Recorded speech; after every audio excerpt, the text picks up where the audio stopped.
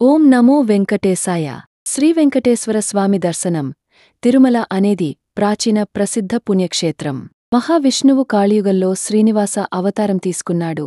రామ మరియు కృష్ణ అవతారాల తరువాత వెంకటేశ్వర శ్రీనివాస యొక్క విగ్రహ రూపం. శ్రీనివాస యొక్క పూజారూపం వెంకటేశ్వర స్వామి. ఇది ఆదివరాహ క్షేత్రంగా పిలవబడుతుంది. ఇది 2 సెంచరీల కంటే ఎక్కువ పాతది అని పురావస్తు శాస్త్రవేత్తలు చెబుతున్నారు. వేదకాలం నుండి భక్తులు తిరుమలని పవిత్రమైన మరియు దివ్యమైన గొప్ప సంపదతో కూడిన స్థలంగా పరిగణించారు. అప్పటి నుండి ఇది గొప్ప వైష్ణవ క్షేత్రంగా పరిగణించబడుతుంది. విష్ణున్హ పర్వతనామాధిపతి అనేది శ్లోకాల ఒక మాట. అందుకే మేము గమనిస్తున్నాము, వైష్ణవ ఆలయాలు కేవలం కొండలు మరియు లోయలపై మాత్రమే ఉన్నాయి. ఇది ఋగ్వేదంలో శ్రీపర్వత అని పిలవబడుతుంది. ఆరాయికానే వికతే గరిం గచ్చ సదన్వే సిరింబి తస్య సత్వ విశ్వేత విశ్వచత్యాంసి. ఋగ్వేదపది.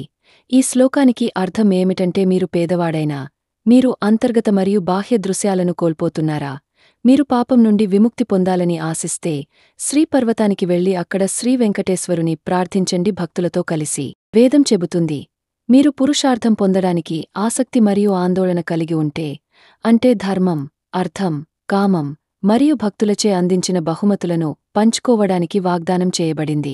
శ్రీనివాస మానవ రూపంలో చేసిన చతురతా నాటకం కాళియుగం ప్రారంభంలో జరిగింది.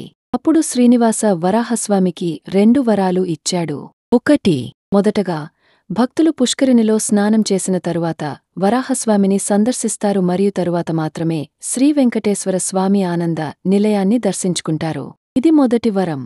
ఈ నియమాన్ని అనుసరించాలి. 2. మొదటి నైవేద్య ఆహారం అర్పణ శ్రీనివాసకు ముందు వరాహస్వామికి సమర్పించబడుతుంది. ఇది 2వ వరం. వరాహస్వామిని గోవింద అని కూడా పిలుస్తారు అని పెద్దలు చెబుతున్నారు. మహావరాహో గోవింద అనే పేరు విష్ణు సహస్రనామ స్తోత్రంలో ఉంది. గో అంటే భూమి, వింద అంటే పొందినవాడు. భక్తులు నన్ను గోవింద అని పిలుస్తారు అని శ్రీనివాస చెప్పారు. భక్తులు తిరుమలని సందర్శించినప్పుడు వారు శ్రీవరాహస్వామి యొక్క పురాణ కథను గుర్తు చేసుకుంటారు. ఇది శ్రీనివాస దర్శనానికి వెనుక ఉన్న దాచిన పురాణం. భక్తులు తిరుమలలో అడుగుపెట్టగానే వారు విమానంలో ఉన్నట్లు అనిపిస్తారు, అంటే ఆనందంలో. ఇది తిరుమలని సందర్శించిన భక్తుల దివ్య అనుభవం. యుగాల చక్రాల నుండి వెంకటాద్రి వంటి పుణ్యక్షేత్రం లేదు మరియు వెంకటేశ్వరునికి సమానమైన దేవుడు లేదు. బ్రహ్మాండ పురాణం ద్వారా వివరించబడినట్లుగా వెంకటాద్రి సమం స్థానం బ్రహ్మాండే నాస్తి కించన వెంకటేశ సమో దేవో నో భూతో న భవిష్యతి.